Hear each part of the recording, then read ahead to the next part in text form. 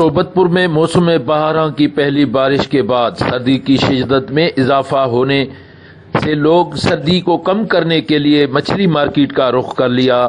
शहरियों का कहना था कि मछली खाने से सर्दी की शिद्दत में भी कमी होती है। आज बहुत सर्दी है, इस सर्दी की वजह से मैं मछली लेने आया हूँ अपने बच्चों के लिए, और इस मछली जो है इस सर्दी के लिए बहुत अच्छी है, सर्दियाँ कम करेगी इस मछली के लिए, और स्पेशल मछली है। आज मैं अपने बच्चों के लिए यहाँ बाजार में आया हूँ, मछली लेने आया हूँ। दुकानदारों का कहना था कि सर्दियाँ बढ़ने से हमारा कारोबार भी दुगना बढ़ जाता है। पहले चलती थी आधा मन 30 किलो, अभी जो है सर्दी के हिसाब से चल रही है 1.5 मन 2 मन 2.5 मन के हिसाब से।